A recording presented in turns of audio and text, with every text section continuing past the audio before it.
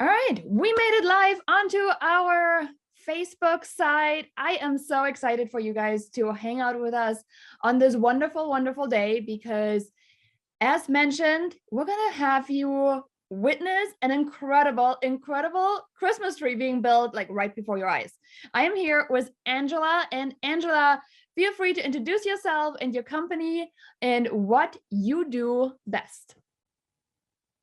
I'm Angela Fugate. I'm from Colorado Springs, Colorado. I happen to be a realtor, but I am actually also a home stager. I own 719 Staging and Design, and you might have seen my work all over the place pretty recently because I just staged the famous Hell House here in Colorado Springs. Yes, covered in spray paint, but we just staged that house. So yeah, if anybody has any questions for me anywhere, feel free to message me. I'm on Facebook pretty much all the time. and this, you did a phenomenal job on the tenant from Hell House, because it was beautiful from a picture perspective from the afters. So we'll see if we can find like the before and after for curious people. Yeah. But it turned out amazing, and I've seen some of your work, so I'm really excited to have you build actually like a tree in front of us, because I always wonder, like, how do people get their tree to look so perfect? Mine always looks like professional. My 3-year-old did it. So right. So I'm really I have excited. a couple of ideas for that. So my hands are covered in spray paint. I wanted a blue ombre Christmas tree, and I couldn't find one anywhere, so I made one. So I took an old white dirty Christmas tree that one of my clients just gave me, because I'm sure many realtors out there have received that lovely gift at closing, where they didn't know what to do with their tree and they couldn't fit it in their moving truck. Yeah, so they just give it to you because what a great gift. One of those. Another Christmas tree. And I love it. I have it up actually. It was like beautiful. So this was one of my client gifts. It was white, dirty Christmas tree, and I spray painted it. I'll get out my white so you can see it. So it is a blue ombre tree now. So dark blue at the bottom, and up to the top, it's almost white at the very top. So I'm going to show you guys how to decorate that. When it comes to staging for the holidays, I always do a Christmas tree. I don't have a problem with having a Christmas tree in a home that I've staged and have ready on the market, because the way that I do it, it doesn't have anything personal. There's no personal items, no pictures of children, anything like that on there. It's just a pretty art piece in the corner, and it allows people to see where they could put a tree potentially in a house. So it's not, your normal tree that's got like tinsel hanging all down and it's not gaudy. And I'm really careful with the colors that I choose. So you're going to notice that a lot of staging does not include the color red. There's a reason for it. It doesn't usually evoke calm. It evokes more of, the feeling of, anxiety or, stress. So most of my stagings are going to have muted tones, blues, tans, white, cream. That way it's more calming and people can envision their own stuff in the house.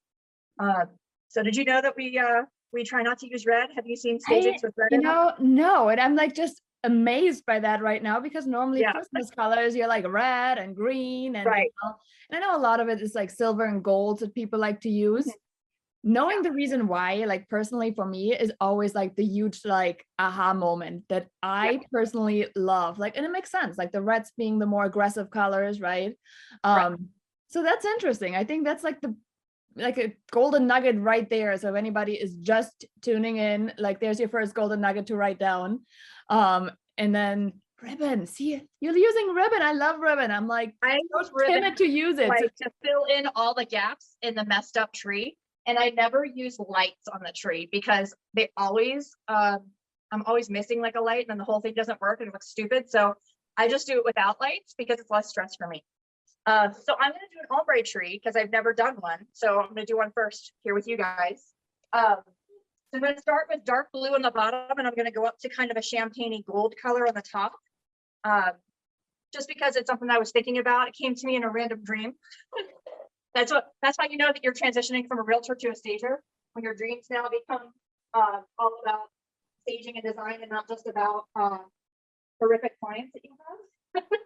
See, so do you start wrapping your ribbon all the time from the bottom? I always start at the bottom. Yeah. Okay, is there like a reason, or because I intuitively would have started at the harder part, just on the top, and then kind of like spiral down. I don't know. I always try to at the bottom just because then I can fill in all these little gaps because this tree is not like the best quality tree. It's seen some things. It's been through it. So I kind of keep it pretty loose. You're not going to see any of this except for the fact that it's filled in. And I just kind of weave it in and around.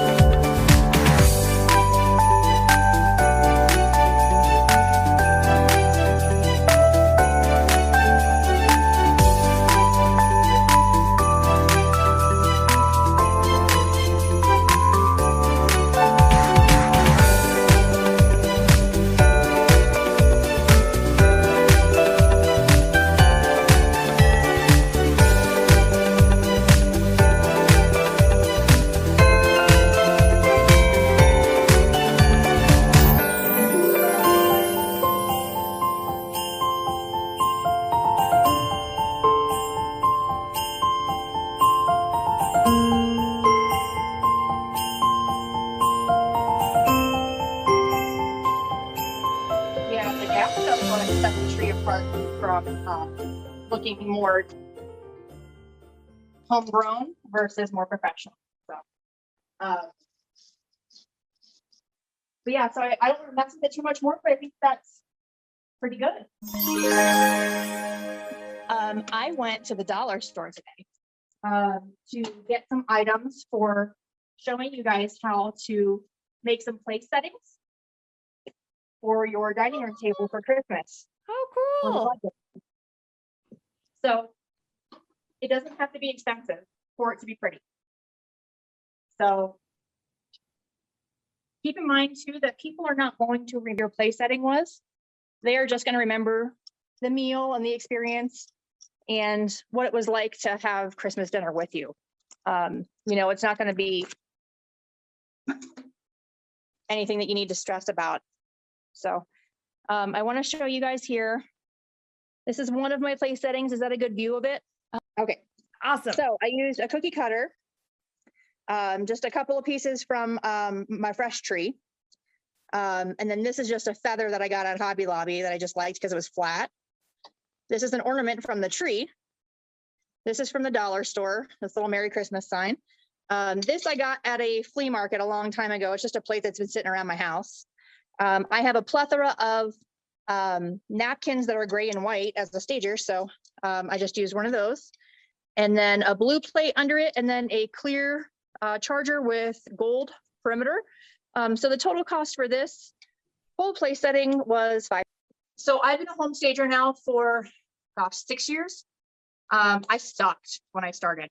I went to Ross with $500 and I was like, I'm really tired of paying home stagers to stage my houses because I'm primarily a listing agent.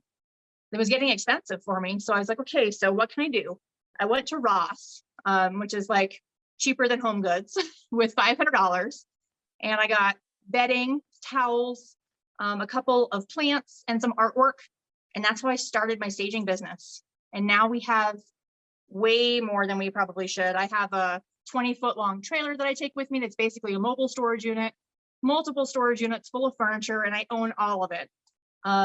So I went from just starting with $500 to I probably have $20,000, $30,000 worth of inventory. So I can stage 15 homes at once, which is quite a bit. Because I'm a realtor, I understand that one of the major things that holds people back from using a home stager is the cost. So I bill at closing. So I understand commission. I've worked on commission my whole life. So the agents that I work with here in Colorado Springs and surrounding areas, I will bill them at closing. So they only have to pay for it then. Comes out at That closing, they can is charge their client, they can pay incredible. for it out of the commission, whatever. But ask your home stager, if they'll do that. A lot of contractors will do that. So some home stagers will too. I also don't charge rent. I just charge for the installation of the furniture and everything. I don't charge extra for rent. I know the market, and then I also volunteer to share it on my social media for their listing. I offer photography services. If they can't pay for that up front, I will hire my photographer and then bill them at closing. So there are ways for you to think outside the box as a newer agent or an agent that just doesn't have the bankroll to pay for a massive amount of staging in their house. But I will tell you, the return on the investment of the staging is massive. I know here in my market, a staged home versus an unstaged home can be a difference to your seller of 20, 30, even $50,000 of value, because we're getting so many more offers on the homes that look really good versus the ones that just look okay. Right. So if you can afford it, or you can find a way to afford it, or think outside the box, it's a massive value add to your seller. So if you can work with your home stagers locally and ask them, if there's any ways around you paying everything up front, maybe you pay a deposit up front, or you can even have them come in and just, give some ideas of what furniture to move. Or you can start, by going to Ross like I did and finding a bunch of neutral stuff and, just start your own staging business. Right. It doesn't have to be perfect. It just has to be a little bit better than everybody else is doing. The bar is set like way down here. So if you do a little bit, it looks like you're doing a lot. Right. And if anybody has any questions, or you have any, you want to go to Ross and figure out what things you need, I'm happy to put together like a $500 like Ross packet of what you can get for $500. Sometimes throw blankets are really expensive, so I'll buy scarves because they're $7, and I'll use those on a bed for a color accent because they're super cheap. But there's all kinds of stuff you can do. So That's awesome. And you know what? Stagers are really so crafty at coming up with solutions. I've seen beds put together from moving boxes. I don't use moving boxes. I use folding tables. Folding tables. There you go. I mean, it's just incredible, like really what is underneath the staging, like the things that go into it, where you're like, oh, this is genius. Yeah. Yes. So, but no, I agree. I started investing in a couple of the, greenery accents. And it slowly starts building, just like you said. Because it is, the bar is low. So positioning your seller's home on the market is so critical. Do a little bit of extra to really make sure it stands out. Our buyers are buying on emotions. You've seen the buyers walk into the houses and saying, oh my gosh, it's beautiful, I want it. It's like, okay, it's multiple offers, I don't care, take my money. Right? Exactly. So I know that couch doesn't come with it, but I want that house. Okay. Yeah. It's once you master the staging aspect of it, then you can start adding in those custom features into the homes that that people will fall in love with, and doing light renovations. That's how I started the renovation company that I own. I was just tired of seeing the same vanilla new build every day. And so I was like, how can I make this stand out? And so I started doing accent walls because they were super cheap and really easy. And now I have a full-blown construction team that does all kinds of massive builds. But just doing a little bit more, you're going to get so many more listings, because most other agents will not be able to compete with you if you're offering staging services at no charge to them, which is what I do. I offer them at no charge. I take it out of my commission, whatever it costs me, I pay for it. But I'm also getting a lot more listings than I would if I wasn't offering that service. So that's a huge feather in your cap. And you have to decide what kind of agent you want to be.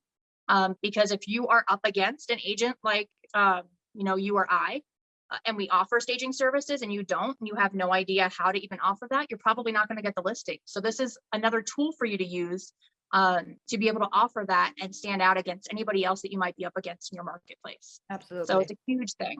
Yes, absolutely. Whatever you can do to provide a better service to your sellers, get them more money at the bottom line, right? And stand out from that competition, because we know we can do the best job possible in our marketplaces. That was fun, informative, and absolutely incredible. So there you have it, guys. If you are looking for a stager in the Colorado area that is actually going to work with you from a staging perspective, Angela will make sure we'll have your link and everything to put that one in the recording. And thank you so much. Enjoy your beautiful tree. I think it looks phenomenal. On the blue tree, this was definitely a first for me to see. but I might actually try now to get some ribbon on my tree. So There you go. Shove it in there. Can't right? go wrong with it. Awesome. Perfect. Well, thanks so much. And can't wait to hear more about all of the things that you do.